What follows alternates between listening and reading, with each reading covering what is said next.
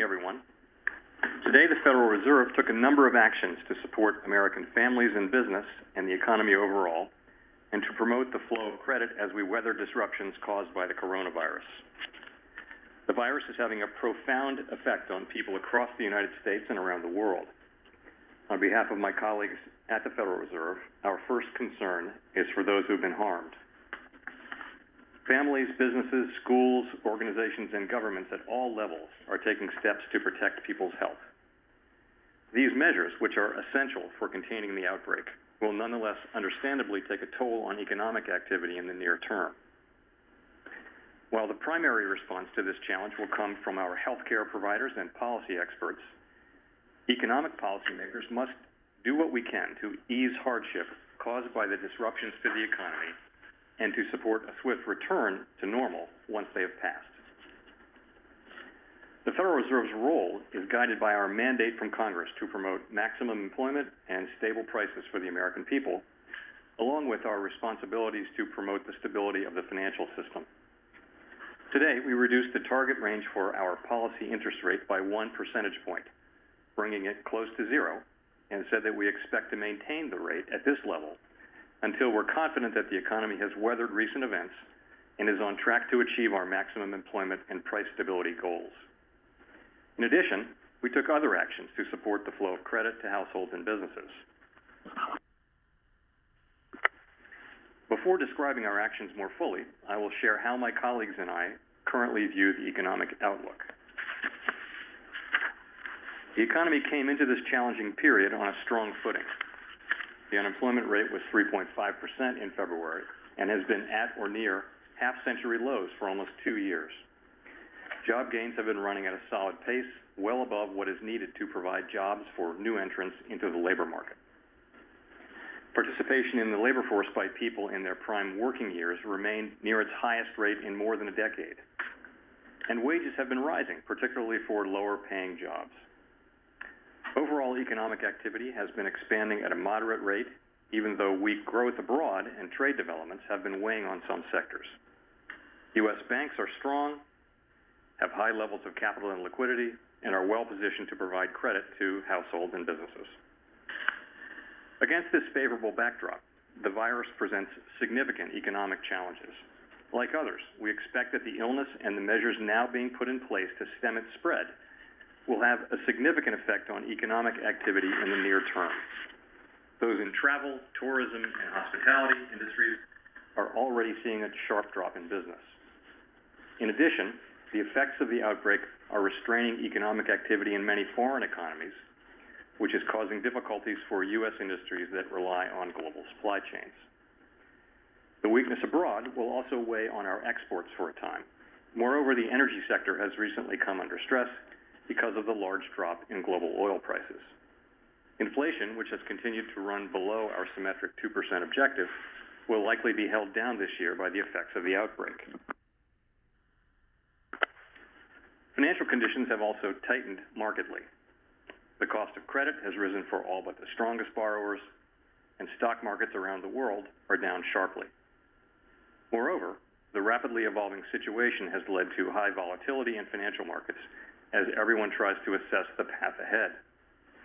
In the past week, several important financial markets, including the market for U.S. Treasury securities, have at times shown signs of stress and impaired liquidity. The market for Treasury securities is a critical part of the foundation of the global financial system. It is generally the most liquid of all markets and serves as the benchmark by which many other financial assets are valued. It plays an important role in allowing households and firms to earn a safe return and manage their risks. When stresses arise in the Treasury market, they can reverberate through the entire financial system and the economy. To prevent this from happening and to support the smooth functioning of the Treasury market, we announced today that we will purchase at least $500 billion of Treasury securities over the coming months.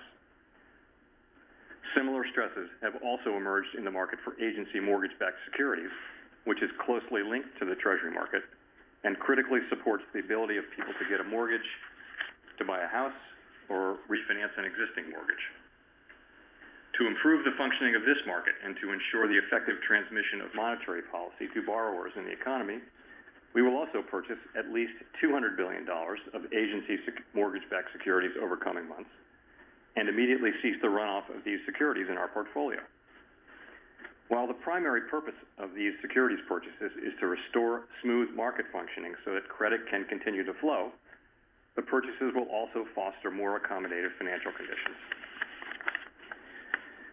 The Federal Reserve announced a number of other actions today to support the flow of credit to households and businesses, thereby promoting our maximum employment and price stability goals. Of these, I will highlight two. First, we reduced the interest rate on discount window loans by 1.5 percentage points, bringing that rate to 0.25%. The discount window plays an important role in supporting liquidity and stability in the banking system, and we encourage banks to turn to the discount window to help meet demands for credit from households and businesses.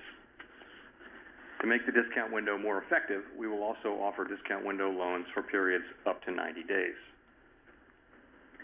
Because of the importance of the U.S. dollar in the global economy, strains in markets for borrowing and lending dollars overseas can disrupt financial conditions here in the United States.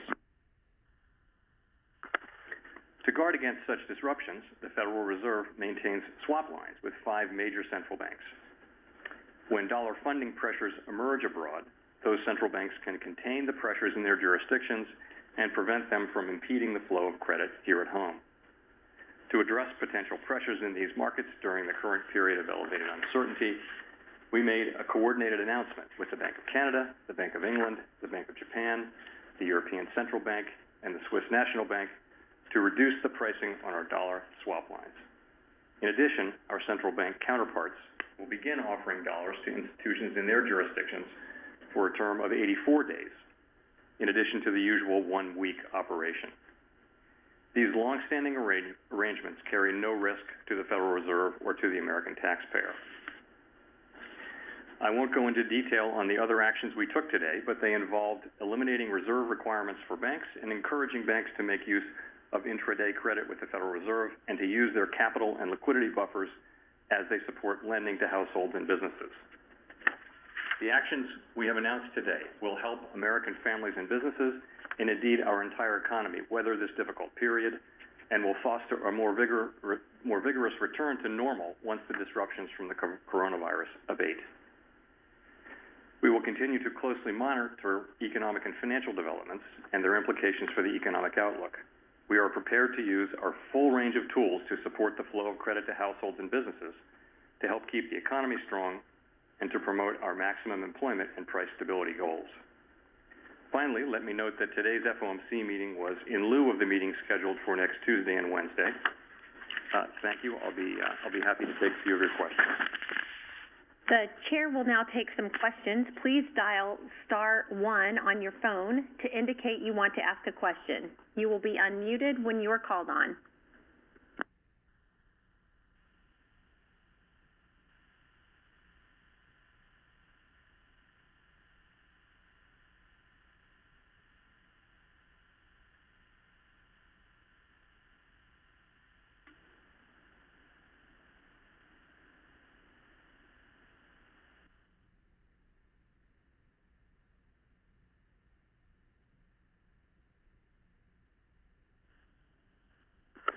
Okay, CNBC. Thank you. Mr. Chairman, how effective do you expect this, or at least actions to be? Do you think a recession is inevitable and or can be avoided? Secondly, there was talk about additional programs that could come out, for example, a primary dealer credit facility or a term auction facility. Do you expect those to be announced soon? Thank you. Thank you. So, based on our discussions today and many conversations with participants, it's fair to say that we have a range of views about the path of the economy, as is always the case with the Fed. But in general, I'd say that we see the U.S. economy as having been in quite a strong position before the arrival of the virus. We see that it is likely that the measures we take to protect ourselves from the virus will involve withdrawing from or reducing certain activities, thinking there of travel, leisure, hospitality, those things. And that's going to mean lower economic activity for a period of time. These are choices that we make to protect ourselves, appropriate choices that we make to protect ourselves from the virus. So that means that the second quarter is probably going to be weak. In fact, in the view of many, output declining, output lower in the second quarter than it was in the first quarter. After that, it's very hard to say how big the effects will be or how long they will last. And that's going to depend, of course, on how widely the virus spreads, which is something that is highly uncertain and I would say, in fact, unknowable. We do know that the virus will run its course and that the U.S. economy will resume a normal level of activity. In the meantime, the Fed will continue to use our tools to support the flow of credit to households and businesses and support demand with monetary policy, ultimately to do what we can to see that the recovery is as vigorous as possible. You also asked about other facilities. I would point out that we have, of course, responded very strongly, not just with interest rates, but also with liquidity measures today. And we believe that what we did today will be beneficial to financial markets generally. And as I said in my statement, we're prepared to use our full range of tools to support the flow of credit to households and businesses. Thanks. Okay, thanks. We'll go to Marketplace Radio.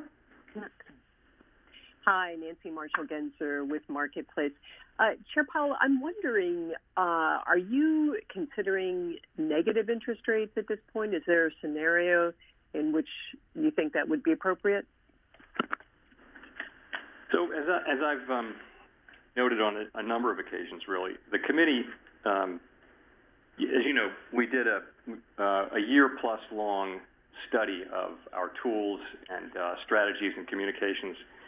And we really, at the end of that, and also when we started out, we view forward guidance and asset purchases, and also different variations and combinations of those tools as the basic elements of our toolkit once the federal funds rate reaches the effective lower bound. So really, forward guidance, asset purchases, and combinations of those.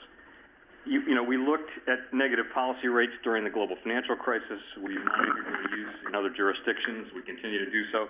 But we do not see negative policy rates as likely to be an appropriate policy response here in the United States. Okay, we're going to the Wall Street Journal. Thanks, Chair Powell. Nick Timmeros at the Wall Street Journal. I guess I wanted to understand specifically how the actions you've announced this evening will get credit to households and firms that are going to see large drops in income and revenue, and also to the extent that they are needed, what steps would you recommend the fiscal authorities undertake, again, to make sure that firms with large drops in income and revenue don't go bust over the next few weeks or months? So let me tell you how we think what our tools can accomplish and really what they're not designed to accomplish. So what our liquidity operations, and I'll talk specifically about the Treasury and MBS purchases, are designed to do is to assure the proper functioning of the Treasury and MBS markets. The Treasury market is one of the most important, perhaps the most important market in the world. It's probably the most liquid, large market in the world.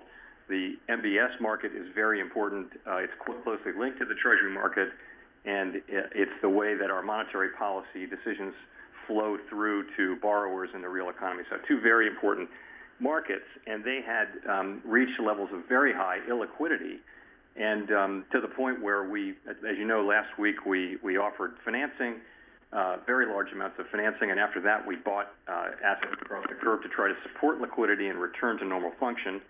And we found that helped, but nonetheless we thought we had to do more, and we knew what we had to do, which was the asset purchase programs that we did today. And those are designed to restore those key markets to normal function. Now, why is that important to everyone? These markets are part of the foundation of the global financial system and of the United States financial system. And if they are not functioning well, then other markets, then that will spread to other markets. And those are the markets that amount to where households and businesses typically get credit. So we know that dysfunctional financial markets, dysfunctional financial system really can have very big negative effects on the economy. We saw that during the financial crisis. This is a very different situation, but nonetheless, we thought it was quite important for us to take strong measures to support proper market function in these important markets. Now, you asked about households. it's true. We don't have the tools to reach individuals and particularly small businesses and other businesses and people who may be out of work or whose businesses may experience a period of very low activity. We don't have those tools. We have the tools that we have, and we use them. I think we've used them quite aggressively for the benefit of the public. But this is a multifaceted problem, and it requires answers from different parts of the government and society. I mean, I think that by far the most important is the response of the healthcare workers and the healthcare policymakers. After that, fiscal policy. We've had one round of fiscal policy, another coming. I think fiscal policy is a way to direct relief, really, to particular populations and groups. Monetary policy has a role, and it really is in, our original role was providing liquidity to financial systems when they're under stress, and that's really part of what we did today. The other role is to support demand through lower interest rates, and we did that. You asked about fiscal as well, and I guess I've sort of covered that. We do think fiscal response is critical, and we're happy to see that those measures are being considered, and we hope they are effective. Okay, we're going to go to Fox Business. Thank you, Mr. Chairman. Edward Lawrence from Fox Business Network. In your statement, you say that the market measures of inflation have declined. The Fed has undershot inflation in the last year, and that's become one of the focuses of the FOMC meetings. Now, does the Federal Reserve see deflation coming, and is this large cut meant to get in front of any more inflation? Plus, as a second question, would the Fed consider buying securities outside of Treasuries and mortgage-backed securities? Thank you. Right. So on inflation, the economy's performed so well, really, over the last few years, and right up through January, historically low unemployment, 50-year low unemployment for a couple of years, almost 11 years of expansion so far, and yet inflation lingered below 2%. So we've been concerned that inflation not move down further. It's not at all a question of deflation. It was a question of not getting inflation up to our target on a robust, symmetric kind of a way. So with this coronavirus arriving, we judge that the net effects of this will be to have inflation move down even a little bit more. And it's not a question. It's not an issue of deflation. Again, it's just an issue of inflation probably falling even a bit further. We expect, with uncertainty, that that it will fall a little bit further, at least below where it has been. Of course, we don't have the legal authority to buy other securities other than the ones we already buy, and we're not seeking authority to do so. We haven't discussed that at the FOMC, and it's not legal authority that we're seeking. Okay, we'll go to the Financial Times.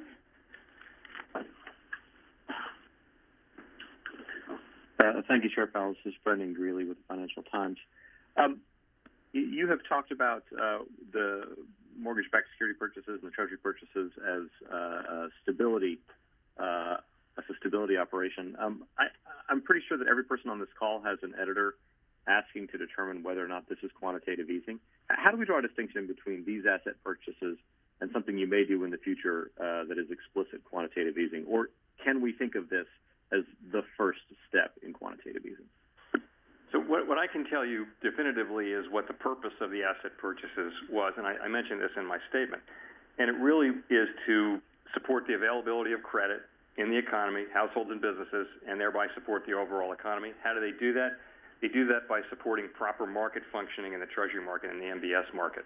So you see, and I think you'll see as these purchases roll forward, you will see the Treasury market and the MBS market returning to normal market function.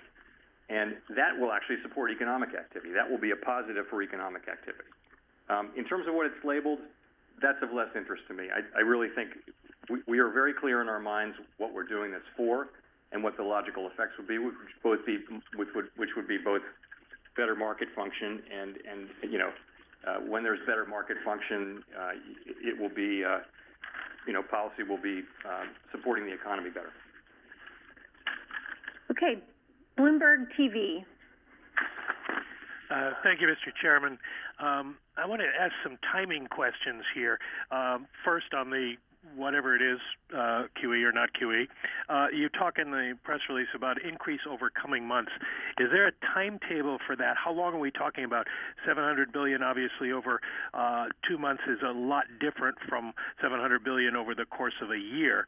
And do you have a date where you would reevaluate and perhaps add more or end the program? And the same with the interest rate cut to zero. How long do you think that might last? And would you be inclined to quickly go back to a higher level, the 100 or basis points or more that you cut it from? Or would you anticipate that this will be a long, slow process going back? Okay, so sorry. Mike, can you ask your question? What was it again? What was the question again? Just tell me that I can't read my writing. I was asking about timing. How long a period are we talking about for the QE purchases, and how long do you anticipate keeping rates low, and how fast would you bring them back up again? Okay, sorry. So that's the incoming months language. Let me tell you what we were doing there. So there's no monthly cap here. There's no weekly cap. The desk is going to go out and it's going to buy at a strong rate that we think will restore market function, restore liquidity as quickly as it can be restored. And that language is open-ended, and it's meant to send a signal to the market that we're not going to be bound by, for example, $60 billion a month or anything like that. We're going to go in strong starting tomorrow, and we're going to buy across the curve, and we're going to buy MBS, and we're really going to use our tools to do what we need to do here, which is restore these important markets to normal function. So that's really what that is. As far as the policy rate, what we said is that we will maintain the rate at this level until we're confident that the economy has weathered recent events and is on track to achieve our maximum employment and price stability goals. So you can see that's the test we've written down, and if you look at it, you'll see that some things have to happen before we would consider. We'd have to become confident of that the economy has weathered these recent events, and also is on track to achieve our maximum employment and price stability goals. So that's a test we'll be looking at, and I think it suggests that we're going to be watching and willing to be patient, certainly. Okay, we're going to go to the Associated Press. Hi, it's Chris Rugaber at AP. In 2008, you had a lot of coordination between the White House at that time, the Fed, the Treasury, Bernanke doing a lot of things with Paulson and so forth. Today the White House had its press conference at 5, and you guys are doing something a little separate. Do you think it would be more helpful to markets, perhaps, and the broader economy to have a more coordinated response? Is that something we might look for in the future? Well, I would say this, we have different tools. I think we do actually work pretty closely with the Treasury Department and cooperate with them on things with clear lines of delineation. For example, the Treasury Department has authority over fiscal policy. That's not our job. It's their job with other parts of the administration. It's just like that for us with monetary policy. We have sole responsibility for monetary policy and strong instructions from Congress to conduct it in an independent, non-political way. So those two things are one for each of us. But in the middle there are areas where we can cooperate, and also there's a long history. You would want the finance ministry and the Treasury to be talking in every major economy in the world. You would want them to be regularly exchanging information, professional relationships, not just at the chair to Treasury Secretary level, but also through the organization. For example, the New York Fed is the Treasury's agent, fiscal agent, as you know. So there's a lot that goes into debt management and the issuance of debt, which happens at the New York Fed. So I think we do actually, we have professional, good working relationships up and down the chain there, and that seems to be working. And there's also quite a lot of coordination in other respects with, of course, with foreign central banks, but you didn't ask about that. Okay, we're going to go to the Washington Post.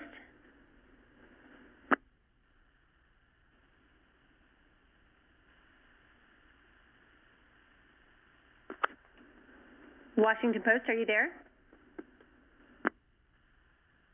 Hey, sorry, I'm here. Hi, Chair Powell. 2 questions this evening. First, have you personally been tested for coronavirus, and are you working from home? If you could shed some light on the precautions you're taking. And second, do you believe the Fed has sufficient tools at the moment, or are you seeking congressional action to expand your tool set? So I feel fine. I feel very well, and there's no reason for me to be tested. We are observing, we're trying to model good behavior here, so we're observing quite a lot of teleworking, and also we're not having a lot of big crowded meetings. We're not having any big crowded meetings, so we're trying to observe all of the things that the professionals tell us to do. I do expect to do some teleworking because I want to model that it's okay for other people to do so. In fact, it's important for them to do so, so I will do that. In terms of our toolkit, let me say first that I think we do have plenty of space to adjust our policy. I mentioned our liquidity tools. We have a lot of power in our liquidity tools, and as I mentioned, we're prepared to use them. In addition, we've got plenty of space left to offer forward guidance, asset purchases, and adjust those policies. So I think we do have room. We have not at all made a decision to request further tools or authorities from Congress. No, we have not made that decision. It is not something we're actively considering right now. Okay, we'll go to the New York Times. Hi, Chair Powell. It's Gina Smilik at the New York Times. Thanks for taking our questions. I'm just curious, obviously you held this meeting in lieu of your meeting later this week. Will you still release a summary of economic projections? And if not, how should we understand how you guys are thinking about the economy as the coronavirus shapes up?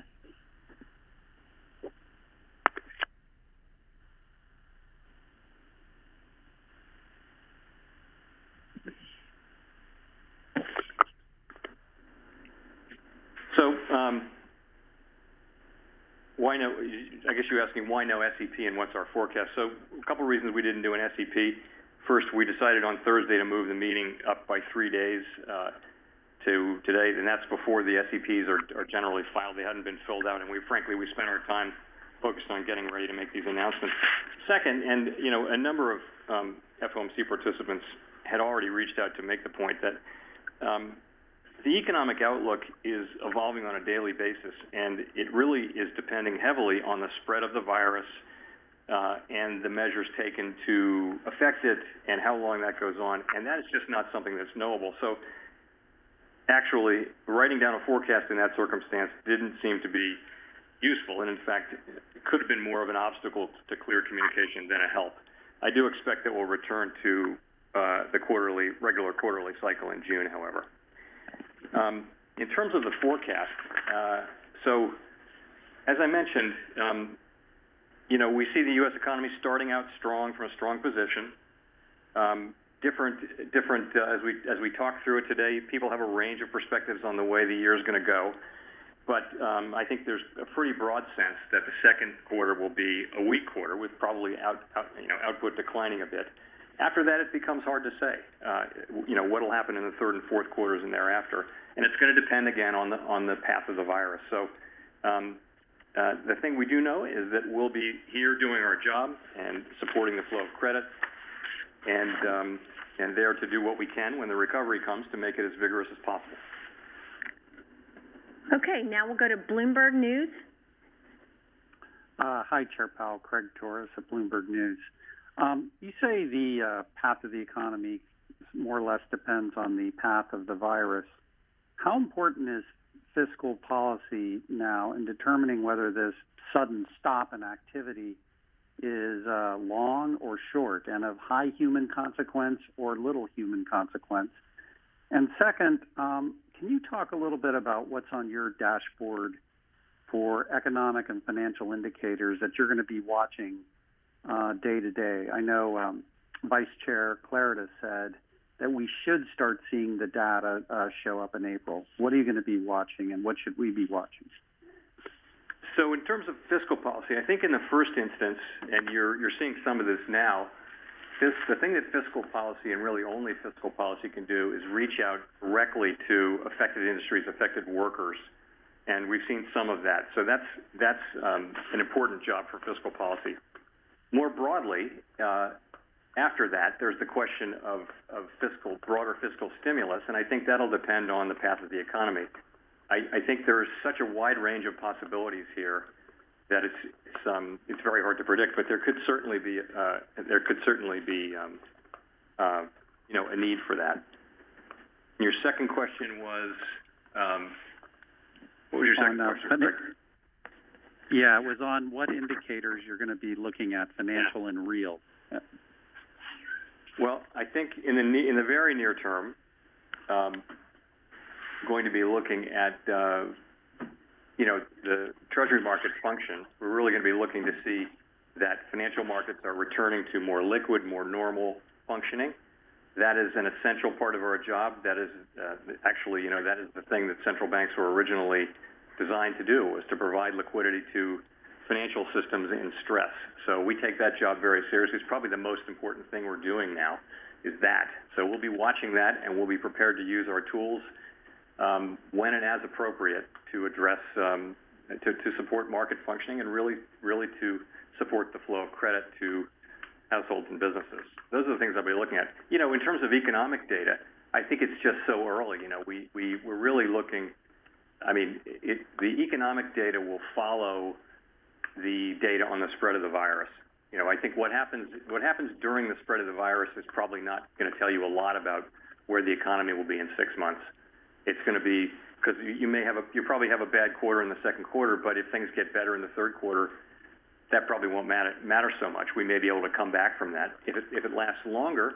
So that's really what I'll be looking for is what is going to be the spread of the virus and what's the path it's going to take and what are the effects on the economy. Okay, we'll go to NBC News now.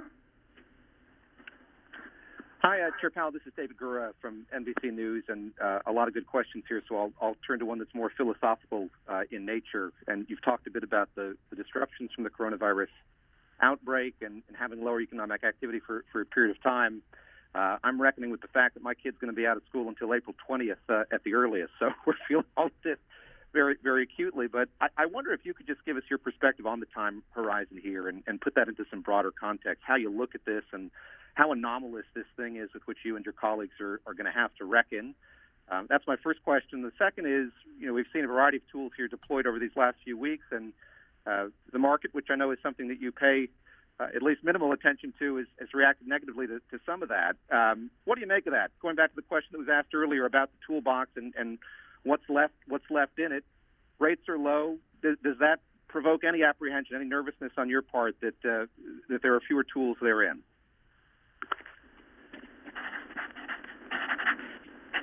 So I guess your first question is how do we think about the time for this thing?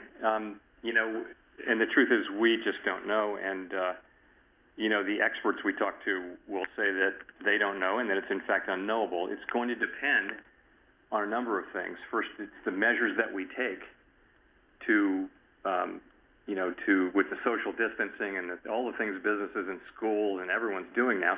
And that'll depend to some extent on how compliant people are.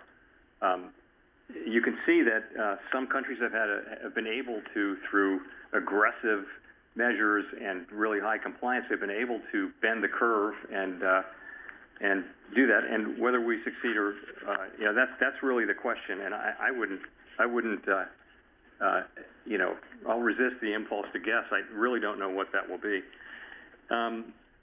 In terms of the toolbox, as I mentioned, we think we have plenty of policy space left, plenty of power left in our tools. And I would point in particular to the liquidity tools. That, I think, is right now the most important thing that we're doing.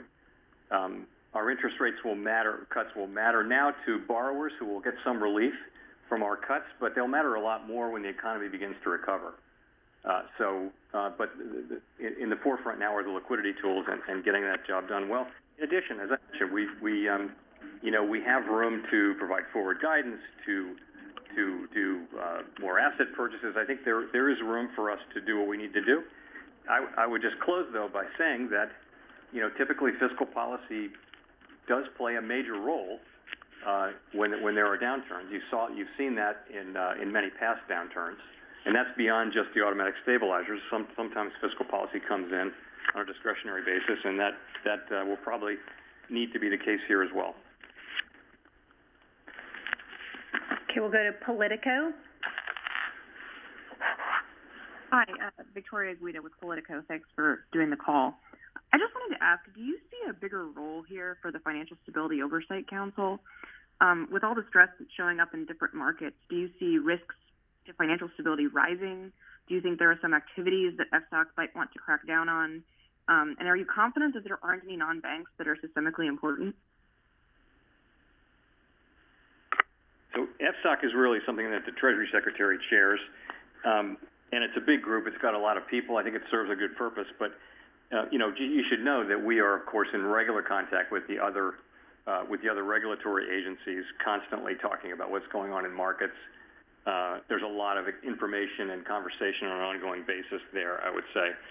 So, and the same is true with our central bank contacts around the world. We're in ongoing contact with all the major central banks around the world, talking about what's going on. We're having group calls. We're calling one-on-one.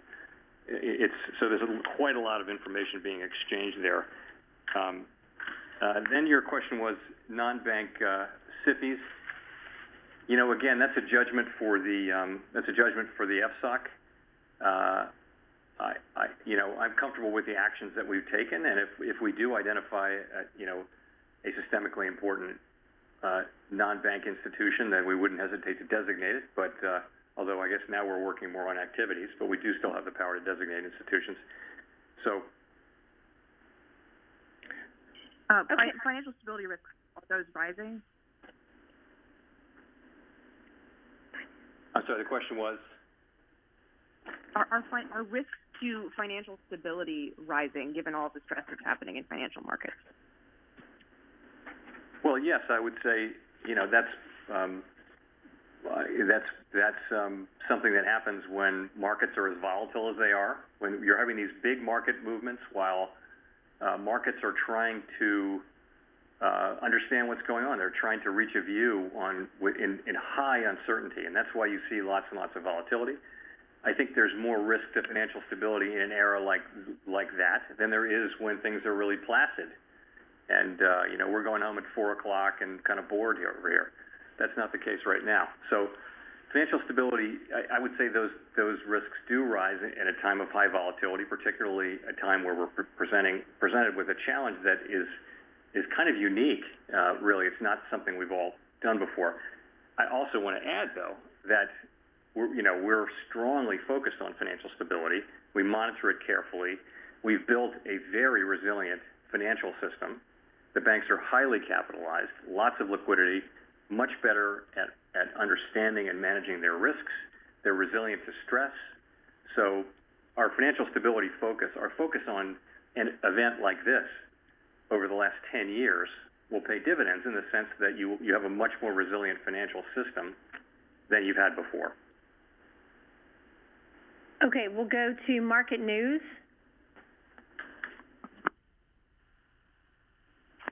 Hi, this is Jean Young. I wanted to ask, a few days ago, the Open Markets Desk expanded its term repo operations, but the take-up was a bit low. Did you have any takeaway from that? Did that indicate to you that the repos were not working as you had envisioned it? Or was there something else that you learned from that? Thank you. Thank you. Yes, so we saw, and everyone saw, that liquidity had become very strained in Treasury and MBS markets. And we decided to offer very large quantities of term and overnight repo to address that. That makes it easier to finance the purchase of of Treasuries and MBS. So we did that, and as you pointed out, the take-up was not as high as many had expected. And I think we did learn something from that. We thought that was worth doing, and what we learned was that we needed to go direct here rather than trying to intermediate through the dealers. And so we realized at that point that we would need to actually purchase securities for our portfolio. So we did that on Friday. We bought, the next day, Friday, we went in and we bought across the curve. And we bought, I think, $37 billion worth of securities.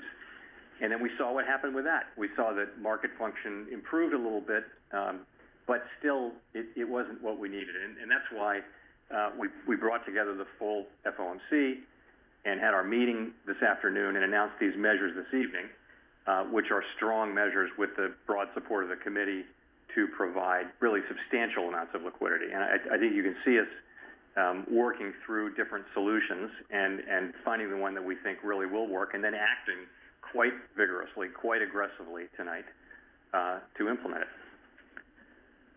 Okay, we're going to go to Reuters for the last question. Thanks, Chair Powell. It's Howard Schneider with Reuters. Two things, if I could. Could you describe any discussions you've had in coordination with the major banks, this whole talk of drawing down liquidity, drawing down capital buffers? How far can they draw it down? How much do you think they can put now out to customer finance? Did you get explicit agreements for them that this will go to customer finance and not something else? And then secondly, is there any discussion yet of using the 13.3 powers of the Fed to do some sort of direct lending facility? We've given broad general guidance to the banks. We'd like them to use their buffers to provide, to provide loans and also to work with their borrowers. As you can see, we're providing a lot of guidance to them across a wide range, and they're saying they have every intention of doing that. That's good to hear. And so we'll see how that works out. There are a lot of discussions going on, and we hear the banks saying that's exactly what they're going to do. So that's a good thing.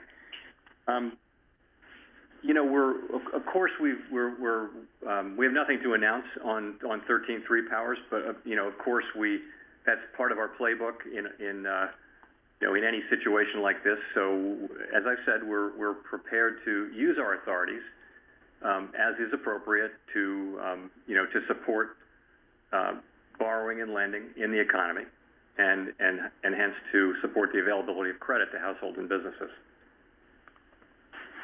Okay, thank you very much. We're signing off.